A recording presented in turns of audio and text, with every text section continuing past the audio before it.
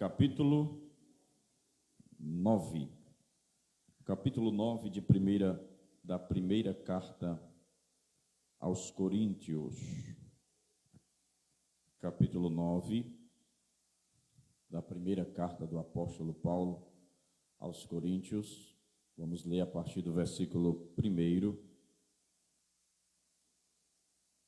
Talvez a gente vá ler até o 27. Vamos lá. Quem achou diz amém. Estão me ouvindo bem? Amém.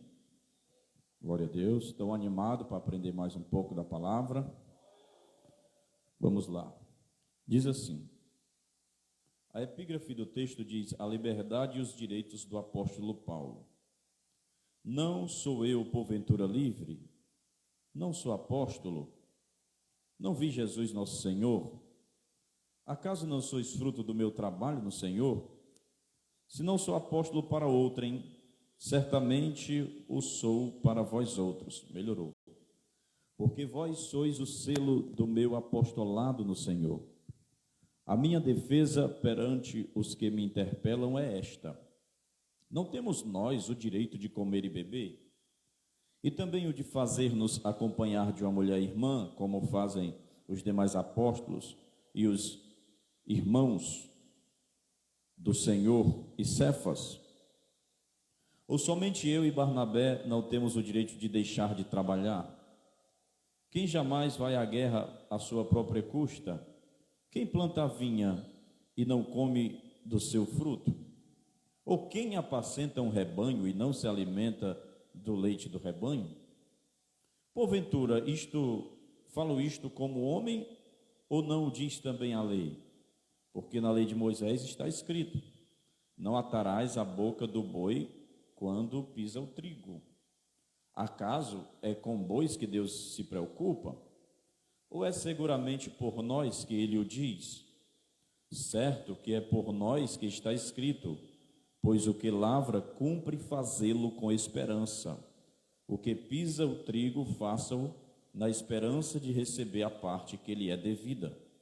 Se nós vos semeamos as coisas espirituais, será muito recolhermos de vós bem espirituais? Se os outros participam desse direito sobre vós, não temos nós em maior medida? Entretanto, não usamos desse direito, antes suportamos tudo, para não cairmos ou para não criarmos qualquer obstáculos ao evangelho de Cristo. Não sabeis vós que os que prestam serviços sagrados do próprio templo se alimentam? E quem serve ao altar, do altar tira o seu sustento? Assim ordenou também o Senhor aos que pregam o evangelho, que vivam do evangelho. Eu, porém, não me tenho servido de nenhuma destas coisas, e não escrevo isto para que assim se faça comigo, porque melhor me fora morrer antes que alguém me anule esta glória. Se anuncio o evangelho, não tenho de que me gloriar, pois sobre mim pesa essa obrigação, porque ai de mim, se não pregar o evangelho. Se o faço de livre vontade, tenho um galardão, mas se constrangido, é então a responsabilidade de despenseiro que me está confiada. Nesse caso, qual é o meu galardão? É que evangelizando proponha de graça o evangelho para não me valer do direito que ele me dá. Porque sendo livre de todos, fiz-me escravo de todos, a fim de ganhar o maior número possível. Procedi para com os judeus, como judeu, a fim de ganhar os judeus, para os que vivem sob o regime da lei, como se eu mesmo assim vivesse, para ganhar os que vivessem debaixo da lei, os que vivem debaixo da lei, embora não esteja eu debaixo da lei. Ao sem lei, como se eu mesmo fosse, não estando sem lei para com Deus, mas debaixo da lei de Cristo, para ganhar os que vivem fora do regime da lei. Fiz-me fraco para com os fracos, com o fim de ganhar os fracos. Fiz-me tudo para com todos, com o fim de, por todos os modos, salvar alguns. Tudo faço por causa do evangelho, com o fim de me tornar cooperador com ele. Não sabeis vós que os que correm no estádio, todos na verdade correm, mas só um leva o prêmio? Correi de tal maneira que o alcanceis. Todo atleta em tudo se domina, aqueles para alcançar uma coroa corruptível, nós, porém, a incorruptível. Assim corro também eu, não sem meta, assim luto, não como desferindo golpes no ar, mas esmurro o meu corpo e o reduzo à escravidão, para que, tendo pregado a outros, não venha eu mesmo a ser desqualificado. Glória a Deus. Feche os teus olhos aí.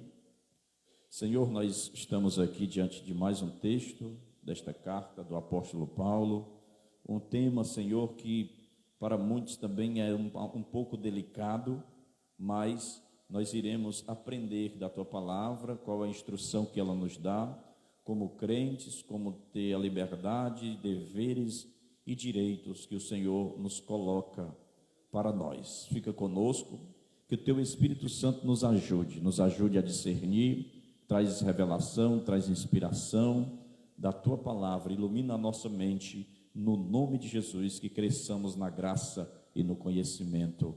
Amém, amém e graças a Deus. Leitura um pouco extensa, mas é isso mesmo, né? Irmãos, nós já examinamos aqui o capítulo 8, na verdade, recapitulando, né, o que nós aprendemos nesta carta. Nós vemos que a igreja de Corinto, ela tinha problemas na questão de grupos, de partidos, uns diziam de Paulo, outros de Apolo e etc.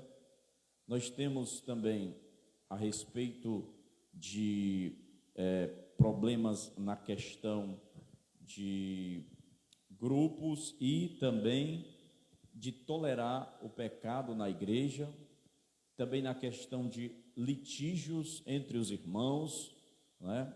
E vimos a questão dos ídolos também, questão do casamento, tudo isso nós vimos Paulo respondendo às perguntas dos irmãos, e ele dá aqui uma continuidade, ele pega o fio da meada aqui da questão da carne de sacrificar a ídolos, e também na questão da liberdade cristã, que por muitas vezes ele diz que para que nós salvemos outros, né, de consciências fracas, nós devemos abrir mão de muitas coisas, até da nossa própria liberdade. E às vezes a nossa liberdade ia trazer problemas para outras pessoas.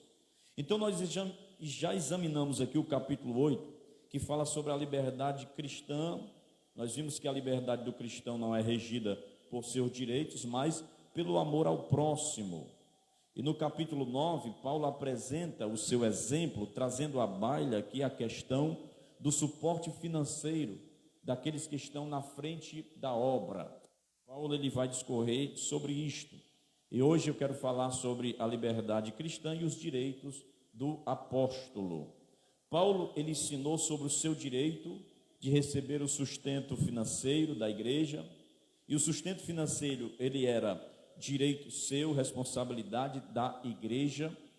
E embora seja um princípio claro nas Escrituras, que o trabalhador é digno de seu salário, e por incrível que pareça, Paulo, né, ele abre mão deste direito, e nós vamos ver mais à frente por que ele fez isto.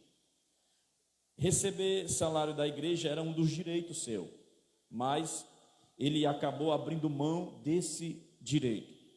Paulo apresenta dois argumentos em defesa da sua política sobre o sustento financeiro, que aqueles que trabalham na obra de Deus, o direito, primeiro, de receber o sustento da igreja, e o segundo, o direito, se ele quiser, recusar esse sustento. Então, Paulo ele vai mostrar essas duas coisas na questão do suporte financeiro. Paulo ele defendeu o seu direito, em primeiro lugar, de receber o suporte financeiro da igreja. Este é o primeiro ponto que nós vamos discorrer aqui, certo? Paulo defendeu o seu direito de receber suporte financeiro da igreja. Então, primeiro, ele construiu a base para dizer que é direito seu. Isso vai dos versículos 1 até o 14, que é legal, que é bíblico receber o salário da igreja. Depois ele usa outro argumento na questão da liberdade e o direito que ele tem, que ele teve e ele exerceu de abrir mão desse sustento por uma causa maior. O comentarista Warren Wiersbe, ele diz que nos versículos 1 a 4, Paulo, ele evidencia 5 argumentos para provar o seu direito de receber este sustento financeiro da igreja. Primeiro, ele vai dar o argumento do seu apostolado. Segundo, ele vai falar sobre a sua própria experiência. Terceiro, ele vai falar sobre a lei do Antigo Testamento. Quarto, ele vai falar sobre a prática do Antigo Testamento. E em quinto, ele vai falar sobre o ensino de Jesus sobre isso. Então, nesse primeiro ponto aqui, nós vamos discorrer sobre estes 5 argumentos de Paulo. Vamos lá por etapas. Quem está comigo diz amém. O primeiro argumento que ele usou para defender o direito de receber o sustento financeiro sobre o seu apostolado, o que estava acontecendo aqui é que alguns crentes da igreja de Corinto questionam a autenticidade do apostolado de Paulo e alguns o consideram um impostor. Por que ele está falando isto? Porque muitos estavam apontando a ele, dizendo que ele era um falso profeta, que ele era um falso apóstolo, que ele era alguém que queria se aproveitar da igreja, que era alguém que estava querendo saquear, era mais um que estava chegando aí. Então eles começaram a acusar o apóstolo Paulo, e ele vai então colocar uns argumentos em sua defesa, porque aquelas pessoas que estavam falando mal dele estavam minando a igreja, estavam envenenando outros que estavam dentro da igreja. Então Paulo, ele vai exatamente combater estas calúnias que estavam se levantando contra eles. E ainda hoje existe esse tipo de gente, né? Que apontam, que falam mal dos pastores e tal, e muita coisa por causa também de muitos maus exemplos que existem por aí. Mas Paulo, então, ele vai defender aqui primeiro o seu apostolado, mostrando qual era, que esse apostolado dele, a sua chamada, era autêntico, não era falso. Paulo, ele começa levantando a questão. Se você observar, quando Paulo começa, a maioria das suas frases são interrogações. A maioria ele fala perguntando. E as respostas que eles fazem, a maioria delas é positiva, a resposta positiva. São perguntas retóricas. Então ele diz: qual é a prova de um verdadeiro apostolado? Ele diz aqui: não sou eu porventura livre, eu não tenho liberdade em Cristo. Ele diz: eu não sou apóstolo.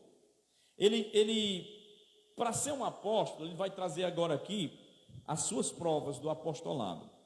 Porque para ser um apóstolo, uma pessoa ela precisava possuir algumas coisas. Ela precisava possuir duas credenciais. Primeiro, o apóstolo, ele teria que ter visto a Jesus com seus próprios olhos. Ele teria que ter ser testemunha ocular da ressurreição de Jesus. 1 Coríntios 9:1 ele está dizendo: não sou apóstolo. Ele diz: não vi Jesus o nosso Senhor. Lá em Atos, quando foi para alguém substituir Judas, que eles lançam a sorte, cai exatamente num camarada chamado Matias. E o crivo que Pedro diz é assim: aquele para ocupar o lugar de Judas, que se arrebentou-se nas entranhas, né? Um diz que ele se enforcou, outro diz que ele se arrebentou nas entranhas.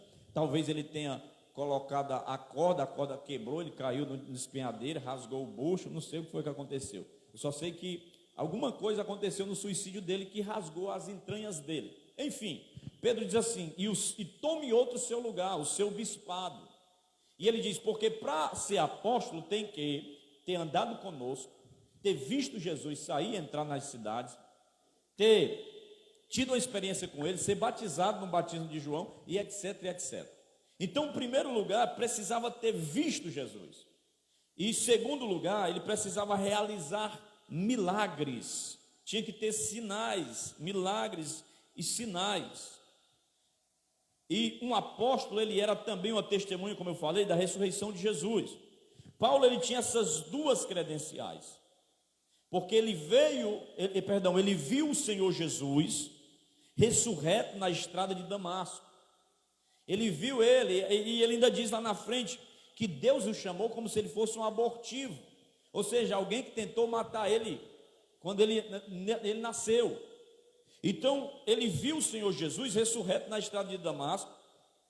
Ele teve um ministério recebido de Cristo e também confirmado por sinais.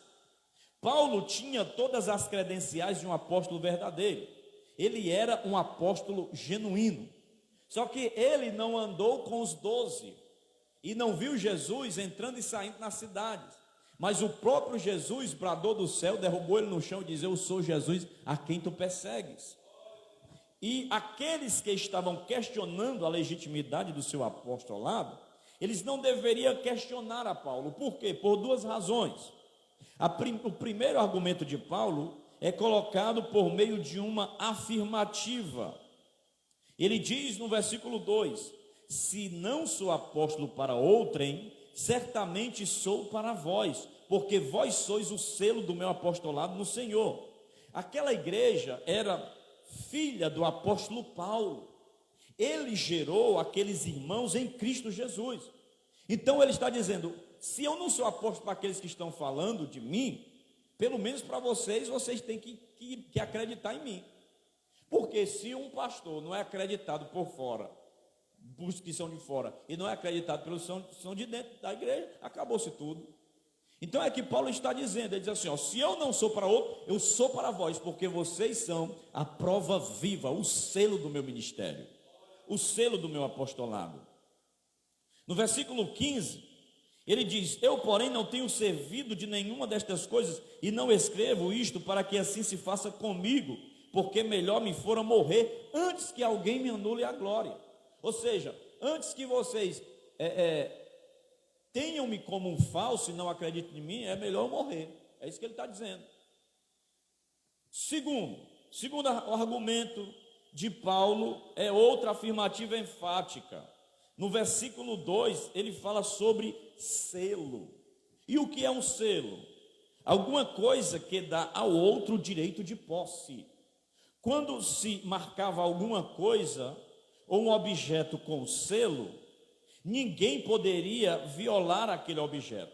Era uma propriedade exclusiva e alienada do dono. Então a igreja de Corinto, ela tinha provas de sobejo da legitimidade do apóstolo Paulo. Só em aquela igreja existia ali, um contexto tão complicado, de tanta contenda, mas está ali a igreja de Deus em Corinto, já era um selo de que Paulo era um apóstolo vocacionado por Deus. Amém, irmãos? Agora observe, Paulo ele vai mencionar dois direitos essenciais de um apóstolo. Primeiro, o direito de casar-se e levar consigo uma esposa, de ser acompanhado de uma mulher irmã no ministério. E como fizeram os demais apóstolos, os irmãos do Senhor, e ele até menciona Pedro, né? Que ele diz que tinha o direito de casar, né? Aí já quebra a barreira de dizer que, a questão de dizer que Pedro foi o primeiro papa, porque Pedro era casado. Aqui Jesus curou a sogra de Pedro, né? Então ele está dizendo, eu tenho esse direito. Nós sabemos que Paulo, se ele foi casado em alguma circunstância, a Bíblia não deixa claro, mas algumas partes extra-bíblicas diz que ele foi casado. Talvez ele tenha sido viúvo, ou ele tenha sido, a mulher se separou dele, deixou ele quando ele aceitou o cristianismo. Eu já falei sobre isso aqui, porque ele fazia parte do Sinédrio, ele era fariseu, e para fazer parte tinha que ser casado.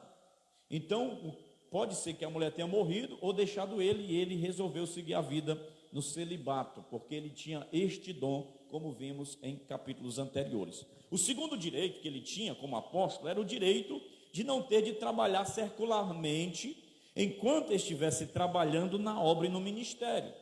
No versículo 3 ele diz: a minha defesa perante os que me interpelam é esta: não temos nós o direito de comer e beber? Versículo 4. Versículo 6 ele diz: ou somente eu e Barnabé não temos o direito de deixar de trabalhar? Assim, um apóstolo tinha dois direitos: o direito de casar-se e o direito de ser sustentado pela igreja. Paulo, porém, por incrível que pareça, ele abriu mão desses dois direitos. Ele nem quis casar mais né? Se ele se separou, se a mulher abandonou ele, se morreu, ele não quis casar de novo e também não quis exercer o sustento da questão aqui da igreja de Corinto. Observe bem, ele está falando para Corinto, mas na frente você vai ver, nós vamos ver que ele recebeu o sustento de outras igrejas. Ele não se casou nem foi sustentado pela igreja de Corinto, antes trabalhou com as próprias mãos para o seu sustento pessoal, mas Paulo deixou claro o seu direito. Então, Paulo era o seguinte: o judeu, ele sempre tinha esse equilíbrio, ele tinha que aprender alguma profissão, e Paulo, ele era filho de um homem que ele era comerciante, e ele aprendeu a fabricar tendas. Então, quando apertava o negócio, ele exercia a sua profissão.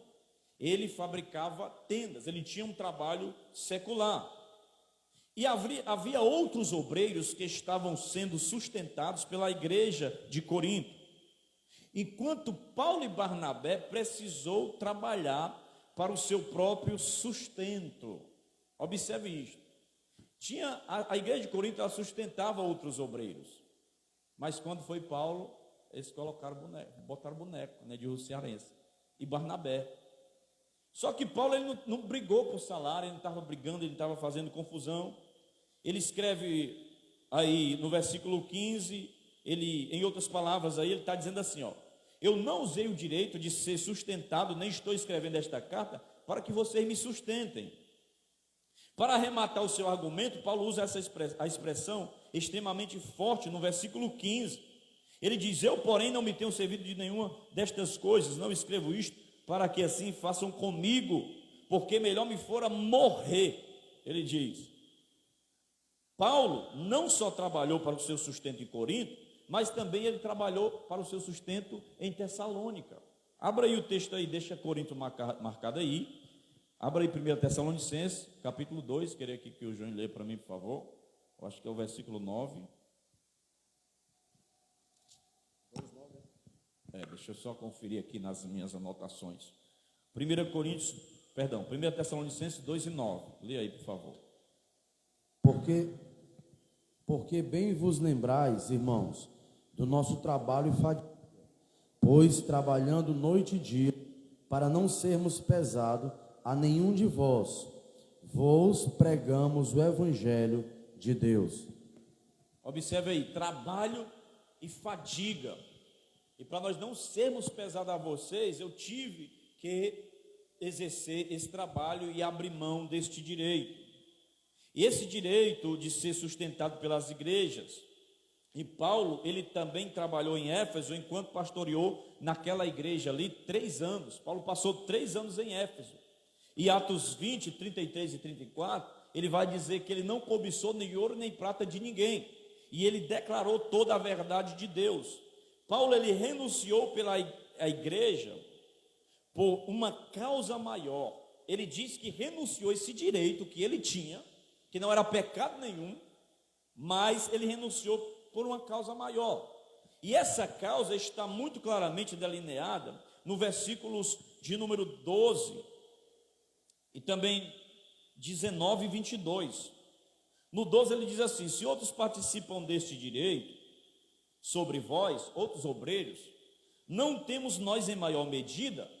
Ele está dizendo, se vocês exercem este direito, sustentando outros, era para vocês multiplicar o que vocês dão para eles, porque nós nos afadigamos ainda mais aí.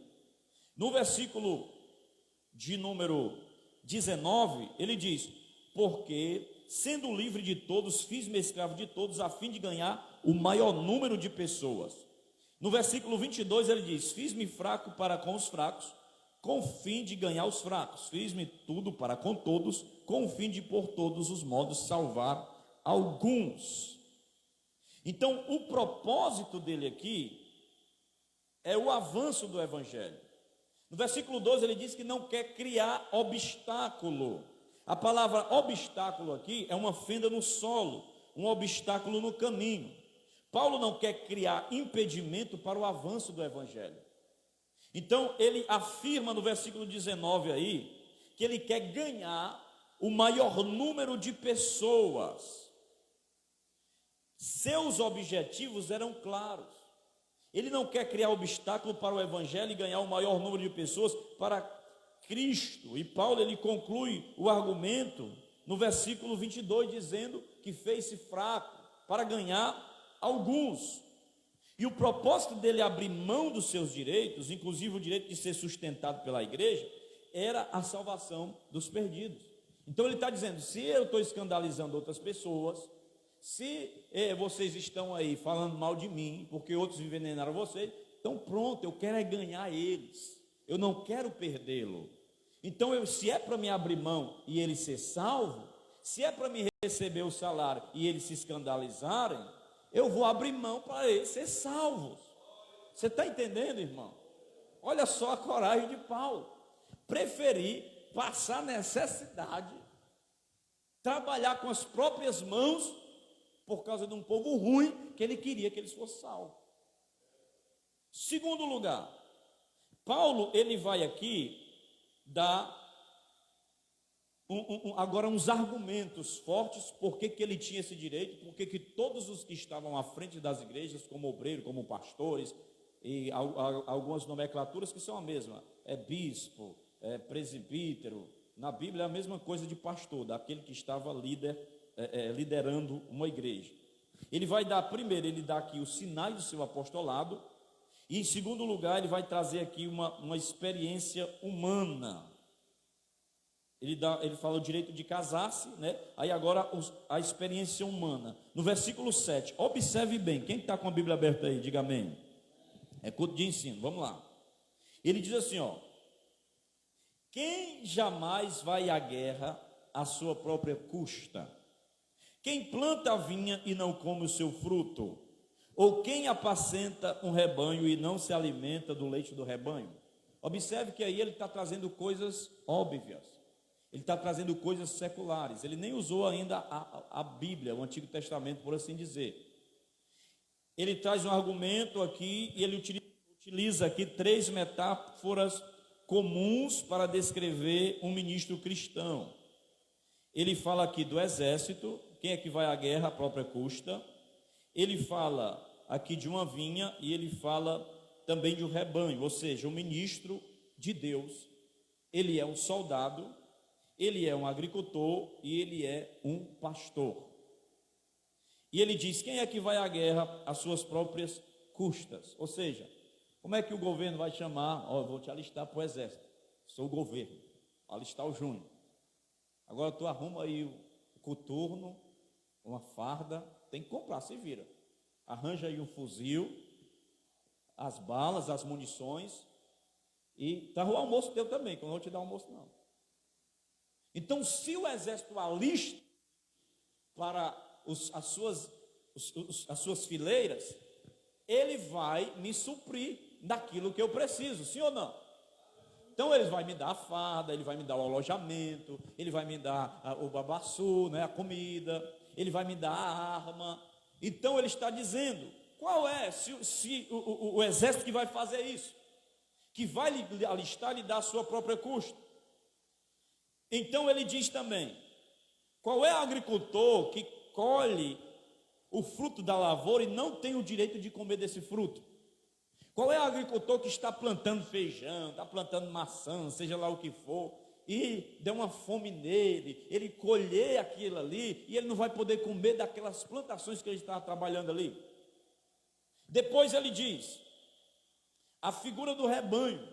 Quem é que vai ter um rebanho cheio de ovelha, de boi, e vai comer apenas ovo? Se ele tem o direito de pegar uma daqueles animais que é dele, que ele cuida, que ele está trabalhando, e ele não vai se fazer desse direito. Então, isso é óbvio, irmão. Paulo está trazendo aqui argumentos claros. E a igreja, ele traz 3 figuras. Paulo, ele usa essa linguagem de experiência humana, nessas 3 figuras, para dizer que ele tem exatamente o direito de receber o sustento da igreja. E a igreja é como um exército, é como um campo e é como um rebanho. A lição está clara. O ministro cristão tem o direito de esperar os benefícios do seu labor. Se isso é verdade no âmbito secular, quanto mais no âmbito espiritual. Terceiro lugar. ele usa primeiro aí, né, no segundo exemplo, quando ele fala sobre o direito de levar a esposa e tal. Depois ele fala sobre o direito secular de alguém que é alistado no exército, como acabamos de falar. E terceiro, ele vai usar agora a Bíblia. Agora Paulo vai dizer, para não ficar só nas minhas palavras, né, como diz aqueles irmãos que recebem a oportunidade, para não ficar só nas minhas palavras, eu vou louvar um hino. Mas para não ficar só nas palavras dele, ele vai falar do Antigo Testamento. A Bíblia da época, versículo 8. Olha o que diz. Está com a Bíblia aberta aí? Amém, irmão? Sim ou não? Depois dizer que eu não estou inventando. Porventura falo isto como homem, ou como homem na parte humana, do exemplo que ele acabou de dar. Ou não diz também a lei, que era a lei, era o Antigo Testamento, era a Bíblia que eles tinham em mãos, porque o Novo Testamento estava sendo trabalhado para nós hoje. Naquela época ele estava vivendo aqui. Olha o que é que Moisés diz: não atarás a boca do boi quando pisa o trigo. Acaso é com bois que Deus se preocupa? Ele vai usar um texto do Antigo Testamento que se encontra em Deuteronômio 25:4.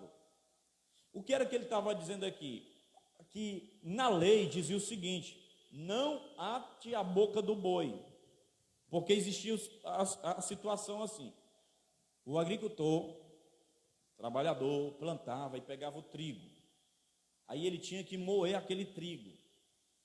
Só que ele fazia um trabalho não braçal, ele pegava, era tipo um maquinário que tinha uma rocha assim, uma pedra embaixo, um espaçozinho, outra pedra em cima, e um pedaço como se fosse de madeira, que ia para fora assim, e ele amarrava no boi, e o boi ia girando, e quando ia girando, aquelas pedras iam esmagando o trigo ali, colocava-se o trigo ali, e o boi ia andando, e ia esmagando, moendo o trigo. Aí tinha um recipiente que caía a palha, e tinha um recipiente que caía o grão já debulhado, e o boizinho ia lá, trabalhando. Aí, quando caía tudo ali dentro da vasilha, presta atenção. Tinha uns grãos que caíam fora. Quando esses grãos caíam fora, o boi fazia o quê? Ia lá e comia. Só que o muquirana, o mão de vaca, era tão miserável que tinha uns que atava a boca do boi, porque nem os grãos que caíam ele queria dar o boi para comer. Aí o pobre rei do boi trabalhando lá, caía, ele ficava só olhando, porque a boca estava atada. E olha só como Deus usa os mínimos detalhes.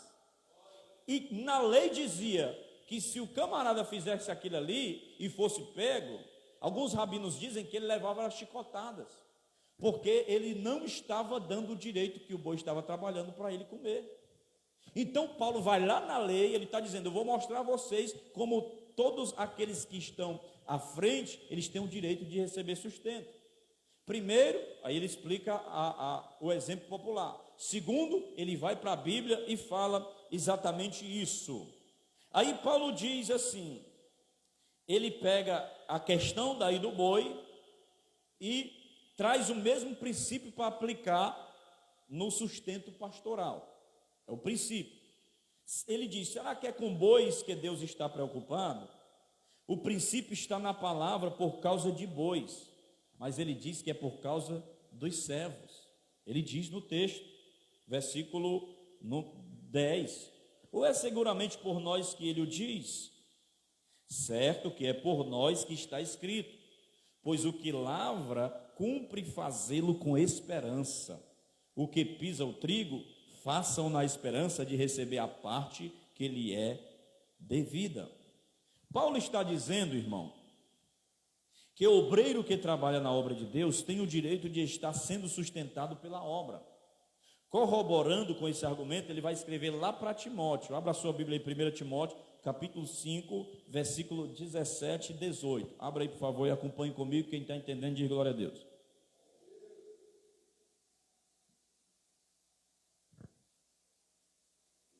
Primeira Timóteo 5, 17 e 18. Pode ler. Os presbíteros que governam bem sejam estimados por dignos de duplicada honra, principalmente os que trabalham na palavra e na doutrina, porque diz a Escritura: não ligarás a boca ao boi que debulha, e é digno é o obreiro do seu salário. Olha o que ele está dizendo. Ele diz aí, que está claro, vocês leram, que em outra tradução diz assim, que é digno de dobrados honorários, aí é duplicada a honra, que é a mesma coisa, que lá na frente o contexto vai dizer, digno é o obreiro do seu salário, o boi e tal, a mesma coisa do boi aqui. É digno de duplicados honorários aqueles que se afadigam no ensino da palavra e da sã doutrina. Então, quem é que é digno de duplicados honorários? Aquele que está ensinando a palavra, que está estudando a palavra para repassar.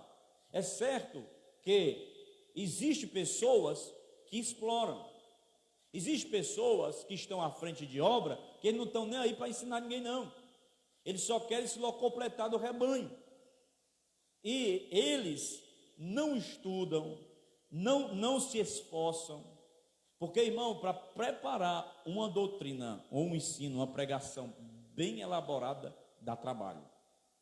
Para você ter uma ideia, eu começo a preparar essa doutrina de sexta-feira, na segunda-feira, a minha esposa está de prova, para chegar e entregar, e às vezes ainda falta coisa para me falar para vocês, e não dá para fazer sem ler, sem estudar, sem buscar, ler todo o conteúdo, e buscar, e orar, e muita coisa. Então Paulo, ele está reconhecendo isso, por quê? Porque ele era um ensinador da palavra, e ele pega esse direito e diz, é direito de ter duplicada honra, aqueles que se afadigam no ministério da palavra. Mas daqui a pouco eu falo mais aplicando hoje sobre isso. Vamos lá, vamos continuar aqui. A lógica de Paulo, do apóstolo Paulo, é o quê? É a seguinte, versículo 11, olha o que ele diz: se nós vos semeamos as coisas espirituais, será muito recolhermos de vós bens espirituais? Perdão. Se nós vos semeamos as coisas espirituais, será muito recolhermos de vós bens materiais? Ele está dizendo aqui, também em Romanos, essas mesmas palavras, Romanos 15, vamos lá, Romanos 15, versículo 26 e versículo 27, Romanos 15, versículo 26 e versículo 27. Vamos ler agora alguns trechos aí. Romanos 15, versículo 26 e 27. Por favor, presbítero.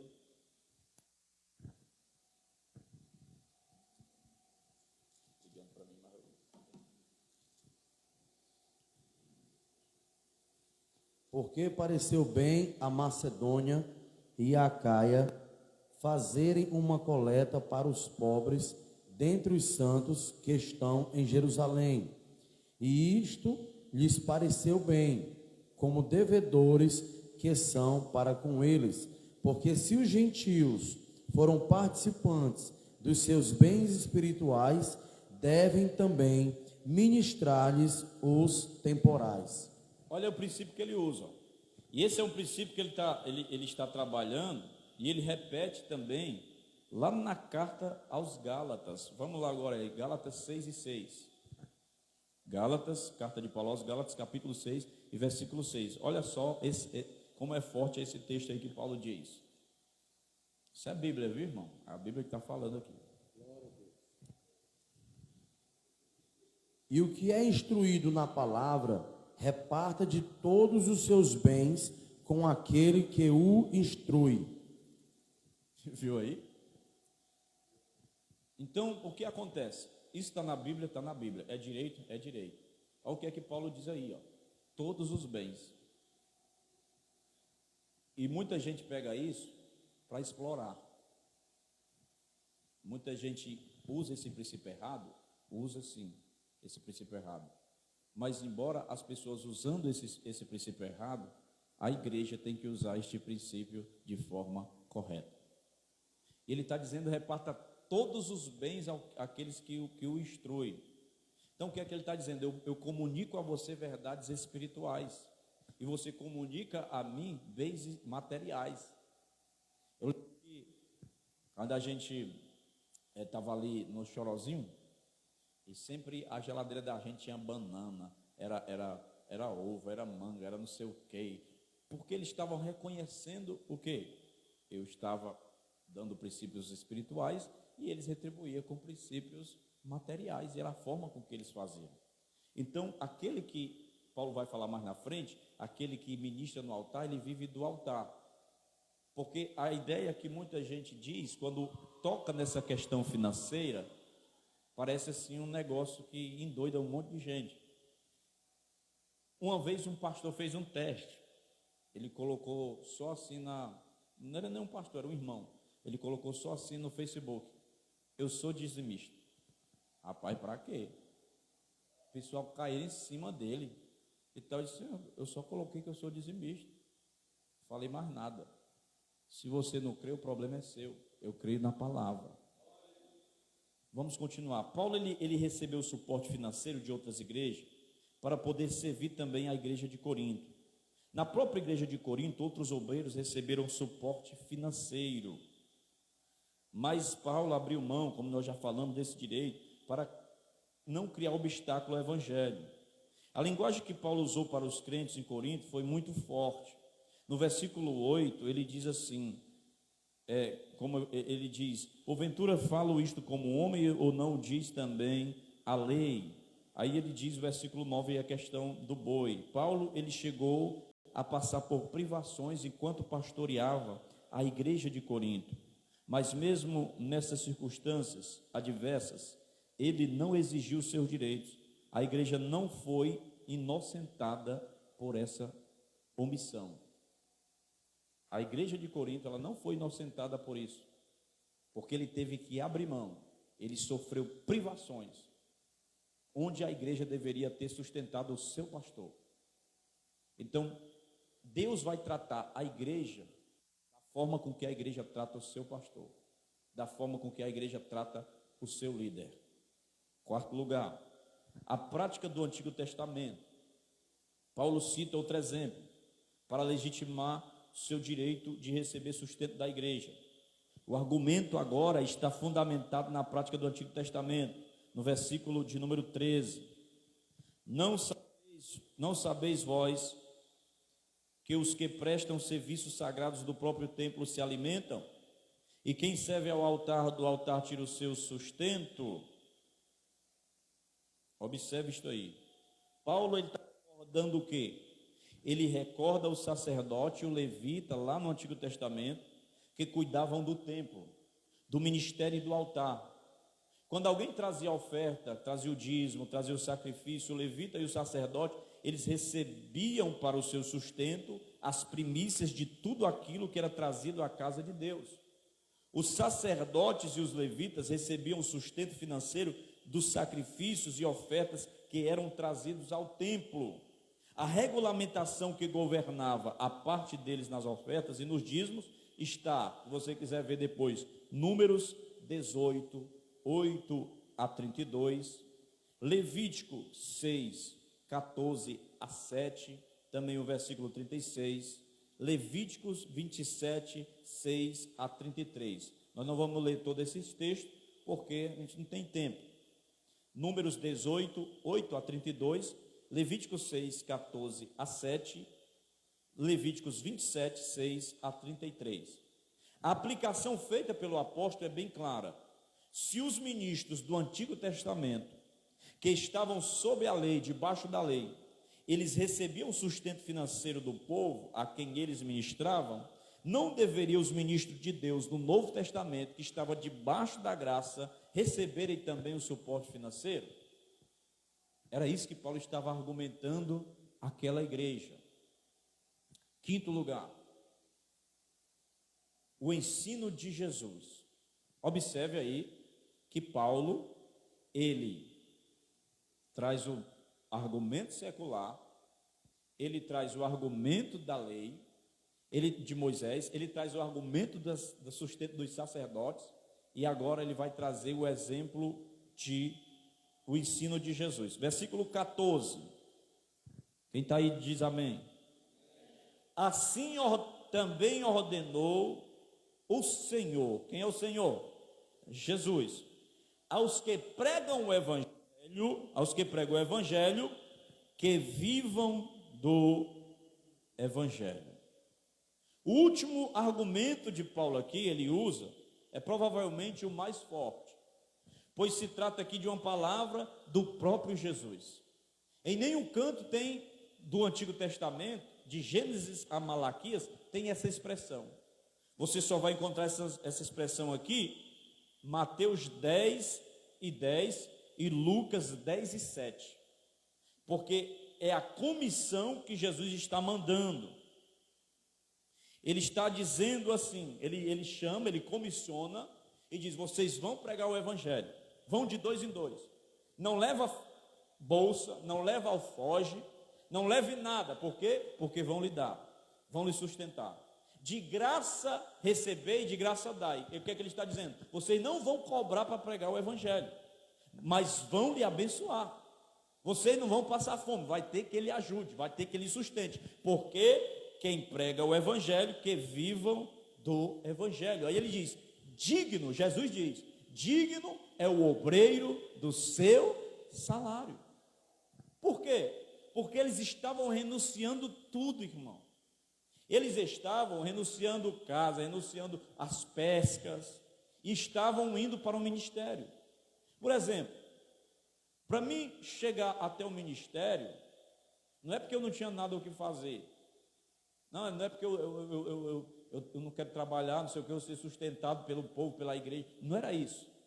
Minha esposa tinha o trabalho dela, eu tinha o meu trabalho, eu estava estudando, fazendo faculdade, eu trabalhava para mim mesmo, estava começando a vender, né, os salgados que eu fazia e tal, tinha saído do emprego secular, da questão de ter patrão, vou trabalhar para mim mesmo agora, mas eu trabalhei em rádio, eu trabalhei pregando outdoor, eu trabalhei vendendo, sendo vendedor de outras coisas, um monte de coisa, passei por um bocado de trabalho. E teve um escritor que ele disse assim, que a porta do ministério não é aquela que você vê todas as outras fechadas e você só enxerga a porta do ministério. Não, a porta do ministério é quando todas as portas estão abertas e você só enxerga a porta do ministério. Então, em algumas coisas que Deus estava me chamando, eu relutava nessa questão, porque eu dizia, como é que eu vou sustentar minha família? Como é que eu vou fazer? E Deus sempre falando, e uma vez Deus usou uma pessoa, que eu estava no meu trabalho, lá no mercantil, eu fui locutor de supermercado também, e até na carteira, né, na minha carteira de trabalho, locutor de supermercado, e eu fazia uma raça medonha. Às vezes não tinha ninguém lá na seção dos legumes, lá das frutas, e eu começava a dizer, promoção relâmpago aqui, tá cheio aqui, solta o cabelo da outra aí, mulher, promoção não sei o quê, não precisa empurrar não. Aí o pessoal ia para cima, você não estava se empurrando, lá não tinha ninguém, aí eles começavam a comprar. Mas eu sempre trabalhei. E um dia, uma irmã orando, ela recebeu uma bênção. Ela era até da igreja Deus é Amor. Eles me conheciam, eles compravam lá no mercantil. E ela disse que orou, recebeu uma bênção e queria repartir com alguém. E todas as vezes que ela orava, Deus trazia-me na frente dela assim na oração. E ela queria pensar em outras pessoas e outras. E o Ednael estava lá. Aí ela pegou e disse assim, está aqui, Deus lhe mandou entregar. E eu tinha o meu trabalho e tudo, mas Deus falou comigo na hora que ela me deu. Sou eu que te sustento. Então, este era o princípio. E por que eu estou falando isso? Eu não estou cobrando salário a ninguém, estou falando, não, nós estamos aqui lendo a palavra de Deus. E graças a Deus, essa igreja é uma igreja que entende este princípio. O ministério El Betel é o ministério que entende este princípio.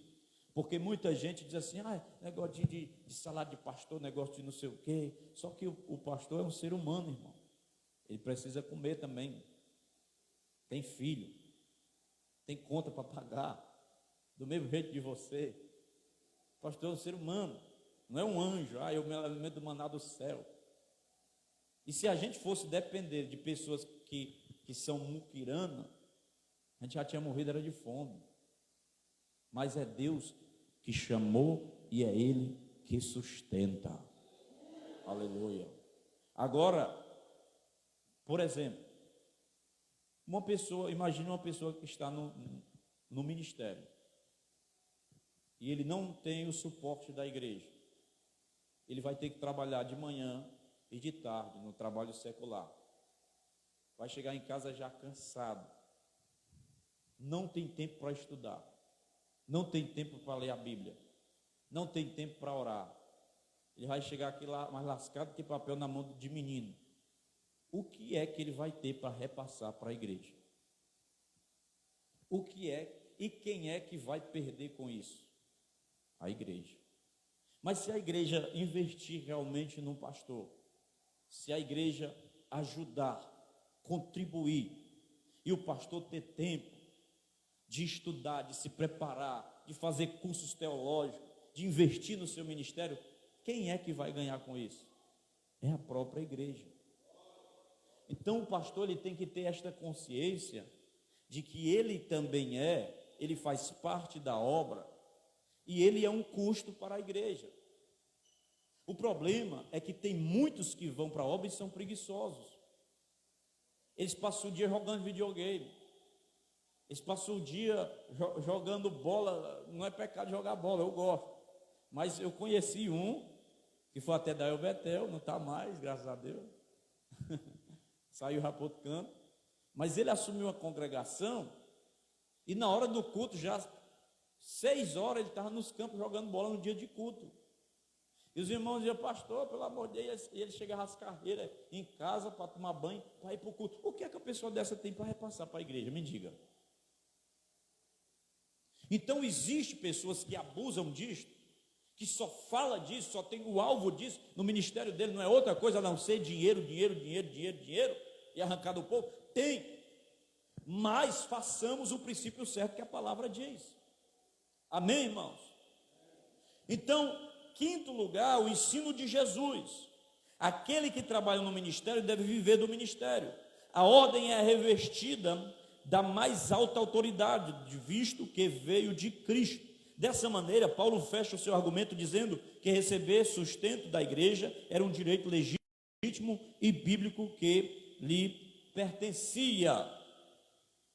Então, não é errado o pastor ele poder ter um trabalho secular, a não ser que ele consiga conciliar a igreja com o trabalho secular.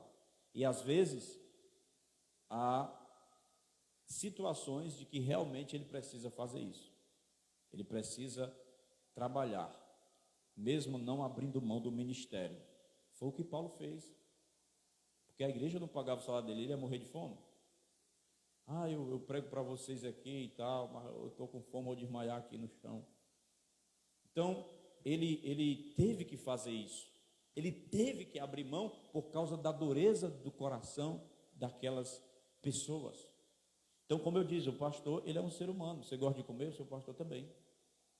Comer bem, o seu pastor também. Você gosta de receber o seu salário no final do mês, o pastor também gosta. E observe que todas as profissões que tem, se o camarada fizer um trabalho bem, ele é bonificado. Se um vendedor, ele bateu o recorde de vendas, ele ganha um bônus. Mas o negócio é tão coisado assim já para pastor, que o pastor ele não precisa ser bonificado, não. O membro, ele tem que andar num carro bom, mas o pastor tem que andar num carro só o Léo. Por quê? O membro tem que ter uma casona boa, o crente e tal, mas o pastor não. Porque se ele tiver uma casa boa, é ladrão, está roubando. Ele tem que andar todo malamanhado, velho. Levantar a mão, o sovaco está rasgado da blusa. Mas o membro tem que estar com a blusa bem bonitinha. E o pastor não, porque se ele fizer... Então é questão de lógica. Existe, como eu disse de novo, exploradores, existe. Mas o princípio é este: cuide bem daquele que ensina a palavra a você. Não estou falando porque eu sou pastor de vocês apenas também, mas se eu sair e vir outro, cuide bem dele também, porque esse princípio é da palavra, irmão.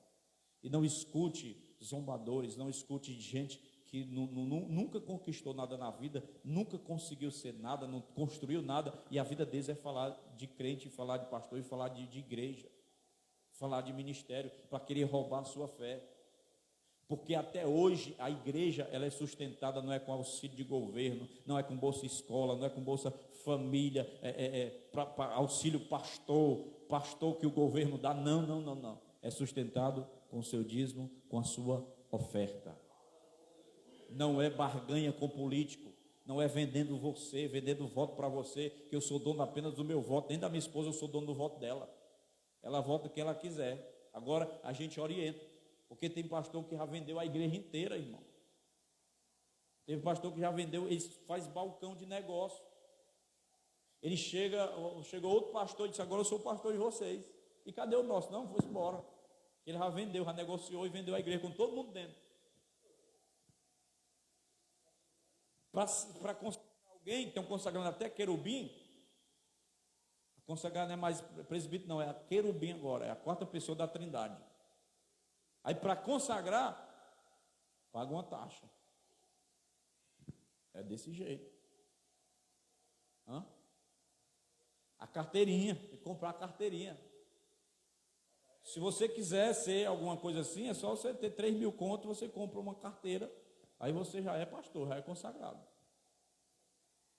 Então está banalizado, irmão.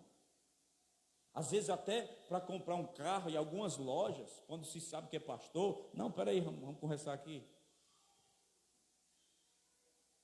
Aí teve um pastor que colocou assim, no adesivo do carro dele: eu sou pastor, mas eu não sou ladrão.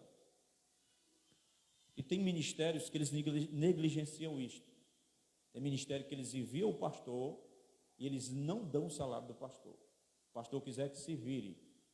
Eu conheço já pessoas que não conseguiram colocar à frente o ministério, porque lá de Canindé, porque enviaram ele para lá, no meio de lá onde o Judas perdeu as botas, lá nos cafundó do Cocorobó, ele, a família, os meninos, estavam passando fome, porque não estavam dando suporte a eles, que eles têm o direito de exercer esse direito do ministério.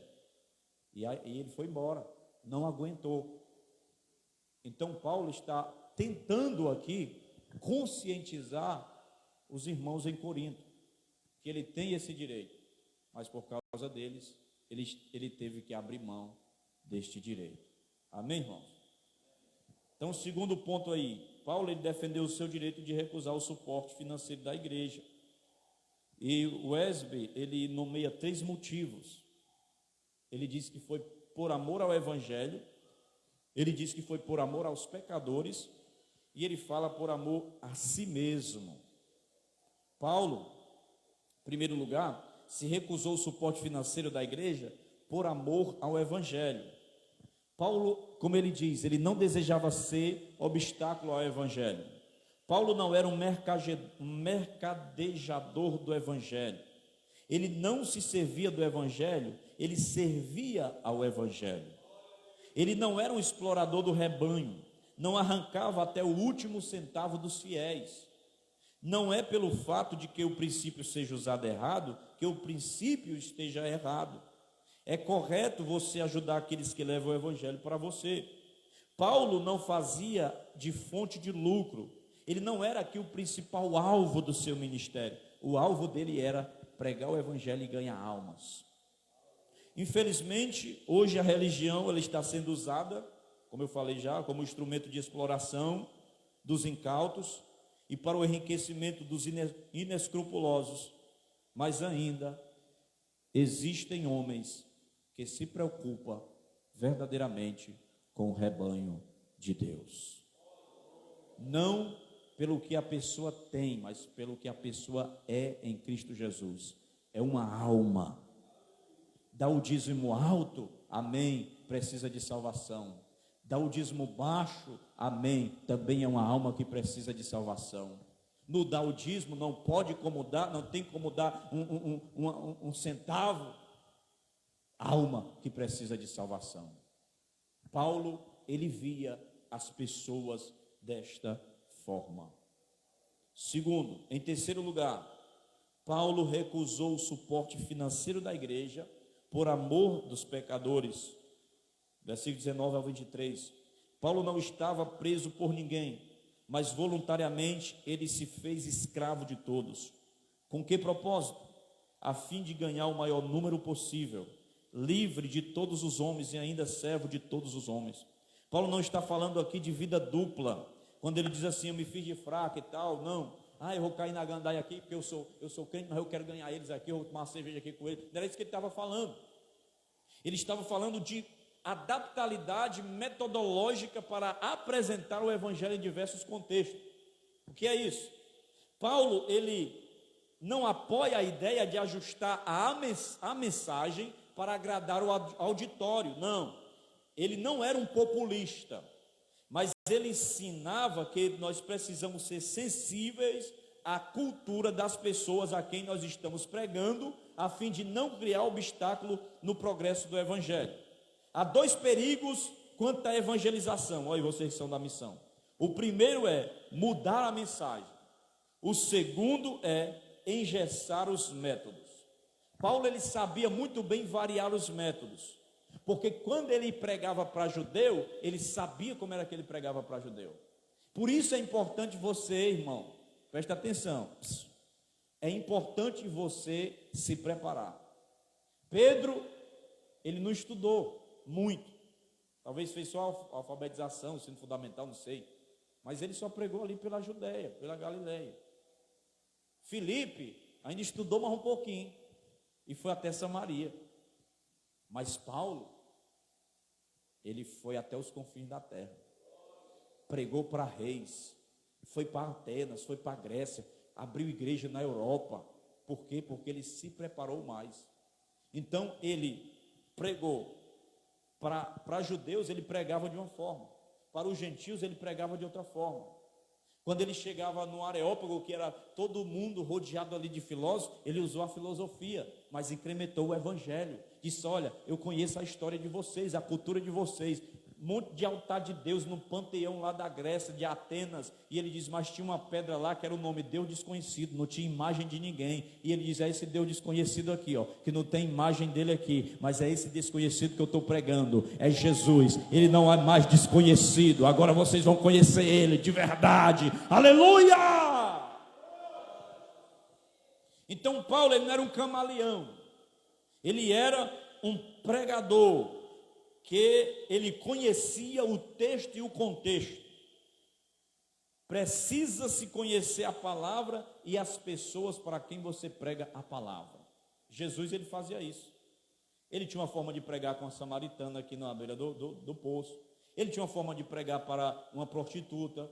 Ele tinha uma forma de pregar para um fariseu, para um publicano que estava lá em cima da árvore. Desce aí, Zaqueu, vou para a tua casa jantar hoje, prepara aí o baião, o peixe assado, prepara aí o cordeiro, porque eu vou para lá hoje. E ele ganhava ele para Jesus, e o homem se convertia e dizia, eu vou doar os meus bens, que se eu tiver roubado alguém aos pobres, eu vou devolver 4 vezes mais, porque ele se transformou e conheceu o evangelho. Jesus diz, hoje chegou a salvação a esta casa, porque esse homem também é filho de Abraão, aleluia. Ei, irmão, levanta a mão aí, receba a estratégia de Deus para você pregar, seja para quem for, filósofo, advogado, médico, bacharel, general. Deus vai lhe dar a palavra certa, a metodologia certa, no tempo certo, aleluia, glória a Deus. Por que ele recusou o suporte financeiro? Terceiro, ele recusou o suporte financeiro da igreja por amor a si mesmo. Versículos 24 até o 27. Por que Paulo usa essa figura? Ele usa a figura do atleta, alguém que está correndo numa maratona, numa competição, porque ele sabia o contexto da cidade de Corinto. Corinto era a cidade dos Jogos Olímpicos, e ele usa a figura do atleta e se compara a um corredor, a um lutador. Paulo diz que o alvo do atleta é vencer. Olha o versículo 24 aí, irmão. Quem está comigo ainda, diga glória a Deus. Estamos terminando. Ela está assistindo o cheiro da janta aí, ó, você na sua casa. Não sabeis vós que os que correm no estádio, todos na verdade correm, mas um só leva o prêmio? Correi de tal maneira que o alcanceis. Paulo diz que o alvo do atleta é vencer. Paulo ensina 4 práticas aqui. Aí eu encerro. Falta ainda 10 minutos. 8, 9. A vida cristã é um campo de batalhas e não uma colônia de férias. É uma luta sem trégua. Você agora aceitou Jesus, oh, coisa boa, eu nem remo mais, é o vento que está levando meu barco. Posso mais nem cuspir em qualquer lugar, que até a saliva está abençoada, meu irmão. Lá em casa o negócio está tão bom que só falta giló ficar doce, limão ficar igual uma cocada. Tem fase que está assim, né? É bom, né? Mas, irmão, a gente enfrenta a luta. É ou não é? De vez em quando o carro bate. De vez em quando aparecem umas coisas na saúde da gente que não devia aparecer. De vez em quando as portas se fecham. A palavra, ele diz aqui que é uma luta. A palavra luta no grego traz uma ideia de agonia. Trata-se de uma luta agônica. Um atleta mal treinado, ele não pode ganhar uma corrida e nem pode ganhar a luta. Você tem que ter um treinamento. Por que você suporta as lutas? Por que você suporta a enfermidade, as perseguições? Você não deixa Jesus. Você está aqui no culto, às vezes nem pode. Você vê que não tem condição de você estar aqui, mas você enfrenta e vem. Por quê? Porque você está treinado no seu espírito. Aleluia! Eita, eu senti a graça de Deus aqui. A vitória na luta existe grande disciplina. Um atleta sem disciplina, ele jamais será um vencedor. Diga comigo, um atleta sem disciplina jamais será um vencedor. Agora diga assim, um atleta indisciplinado é desclassificado e se torna inútil para a luta. O atleta, irmão, ele tem que correr de acordo com as normas. Só o atleta que corre e luta segundo as normas é que pode ter uma vitória legítima e ser coroado. Por exemplo, tem uma corrida aqui, né? Aí os atletas estão todos lá. Aí eu gosto de correr. Eu vou correr mais do que todo mundo. Eu vou ganhar. Aí eu saio correndo feito um doido no meio dos atletas. Ó, eu não sou atleta. Se eu passar de tudo e chegar lá, eu ganho um prêmio? Sim ou não? Diga, irmão, sim ou não? Presta atenção. Os atletas estão lá, tudo inscrito. Eu sou apenas um abestado rei, comedor de rapadura, que apareceu lá no meio. Você vai entender. E eu gosto de correr. E eu estou doido para sair correndo. Aí eu saio, tomo à frente de todo mundo. Aí ele sai correndo. Aí eu não espero nem o cara apitar lá, porque eu quero só correr. Para dizer que eu ganhei dos atletas. Eu chego lá primeiro, eu ganho ou não o prêmio? Por quê? Porque você tem que andar nas normas. Você tem que ter disciplina. Tem um monte de gente correndo feito um doido, mas ele não tem disciplina, ele não obedece, ele não é submisso, ele não tem nem igreja para congregar, não sabe nem quem é o pastor dele, não sabe nem de onde veio, nem para onde é que ele vai, não tem destino nenhum. Tem que ter disciplina. É igual aquela história de Davi, que diz assim, olha, vai lá. Ele viu um mensageiro. Aí o homem vai. Aí o homem diz assim, deixa eu ir também. Não, mas meu filho, ele foi porque ele é mensageiro, ele tem mensagem. Você não tem mensagem? Não, mas eu quero correr. Pois vai. Só queria correr, não tinha mensagem. A mensagem estava na boca do mensageiro, que ia chegar lá e dar o recado para Davi. O outro só queria correr. Tem gente que corre, mas não tem mensagem. Amém? O atleta precisa se concentrar na sua meta. Um corredor não fica olhando para trás nem para os lados, jogando beijo para a torcida que está nas arquibancadas. Ele mira o alvo e segue na direção do alvo. Nada pode lhe distrair, irmão. Esse é o assunto ainda que Paulo fala, viu? Versículos 24 até o último aí. Tem um cara que ele tem um vídeo engraçado demais. Ele está correndo aqui, maratona. Aí a fitazinha já está bem na frente dele, a fita. Aí ele começa a comemorar, ó. Aí olha para o pessoal, aí vem o outro, passa dele. Aí fica só com a cara mexendo. Se distraiu. Tem também de moto. MotoGP, ele está já na última volta, aí o cara já está balançando a bandeira lá vem ele vai ganhar, não sei o que, ele solta as mãos, aí faz assim, aí o outro passa por ele, se distraiu. Muitas vezes os atletas estão distraídos, às vezes ele ganha uma vitóriazinha, aí já larga a espada, já fica achando bom, já falta uma semana de culto, porque o negócio já está bom, aí de repente vem, a chibatada. O atleta não pode perder o foco, não pode perder o alvo. É por isso que Paulo diz: eu deixo as coisas que para trás ficam, que para trás jogam, eu prossigo para o alvo do prêmio da soberana vocação que está em Cristo Jesus. Pode falar mal, pode vir o que for, pode vir demônio, pode vir capeta, pode vir Satanás, vai cair por terra 1000 ao teu lado, 10.000 à tua direita, tu não será atingido. Vai passando, tu vai chegar, o alvo está lá. Cadê meu tecladista? O alvo está lá na frente, aleluia! Oh, aleluia!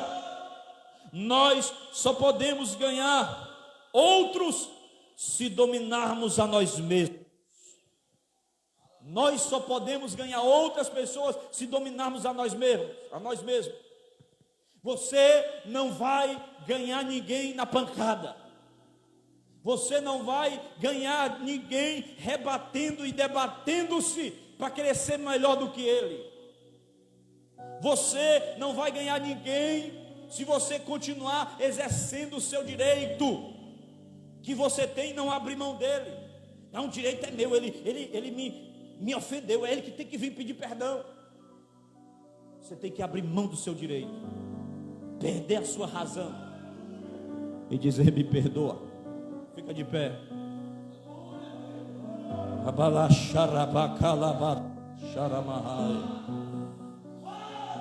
É por isso que Paulo diz assim, eu esmurro o meu corpo. Tem hora que você vai ter que golpear o seu ego. Eu tinha uma desavença com um pastor do nosso ministério, que todas as vezes que falava o nome dele, me dava assim um negócio, porque ficou feridas abertas. E eu esperei ele vir me pedir perdão, mas ele não veio. Todas as áreas da minha vida eu estava bem, mas quando ia para esta área aqui, uma coisa estava enganchada. Eu disse: Senhor, me dá uma oportunidade, porque eu não quero isso para a minha vida. E eu pregava, falava de perdão e tal, mas a consciência estava dizendo: mas tem aquele lá, que é teu companheiro de ministério. E Deus preparou uma oportunidade. E teve no retiro de pastores agora. A minha oportunidade é agora. Eu disse: me perdoa. Me perdoa, porque eu quero ir para o céu. E ele disse: me perdoe também. Quem é que nunca errou? E a barreira foi quebrada, meu. Vamos marcar, vá lá em casa, vamos almoçar, vamos ficar junto, porque nós queremos ir para o céu, irmão. Você tem que golpear a sua vontade. Paulo diz: eu esmurro o meu corpo, eu renuncio a mim mesmo, para que eu pregando aos outros eu não venha a ser reprovado. Porque a pior coisa que pode ter é um pregador, ele chama a atenção de todas as pessoas se converterem, você pregar sobre perdão e ele perdoar, você pregar sobre pecado e ele se arrepender, e você não se arrepender, você não perdoar e você não viver o que prega. Ele diz: eu esmurro o meu corpo. Se for preciso abrir mão do salário, eu abro, passo por privações, mas Deus não vai me deixar morrer de fome, porque Ele é dono do ouro e da prata. Mas eu não quero escandalizar ninguém, eu quero ganhar o máximo de pessoas, eu quero é povoar o céu. Oh, levante a mão e adore a Deus. Levante a mão e glorifique o nome do Senhor. Talvez Deus esteja falando com alguém aqui essa noite, que chegou com o coração pesado, de luta, de fracassos, de desavenças, de inimizade, eu não sei, eu só sei de uma coisa: o Espírito Santo está trabalhando no teu coração através dessa palavra. Oh, seja crente de verdade. Oh, aqui estamos na tua presença, Senhor. Obrigado pela tua palavra. Obrigado pela tua presença. Que tu venhas estar conosco. Que tu venhas nos ajudar. Venha levantar pessoas fiéis que possam contribuir para a tua obra, para o andamento do teu reino. Pessoas, Senhor, que seja como o apóstolo Paulo nos escreve aqui, que seja um atleta, que não olhe para um lado e nem para o outro, não se distraia com as coisas dessa vida, mas que prossiga para o alvo,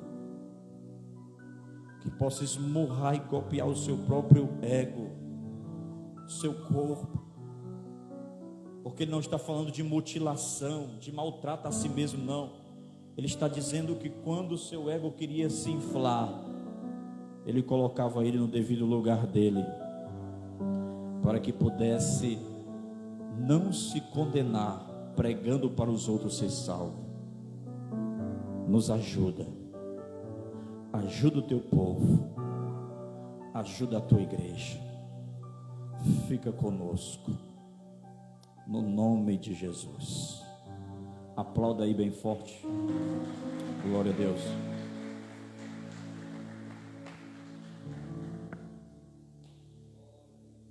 Amém? Receberam aí essa palavra? Glória a Deus. Valeu a pena ter vindo?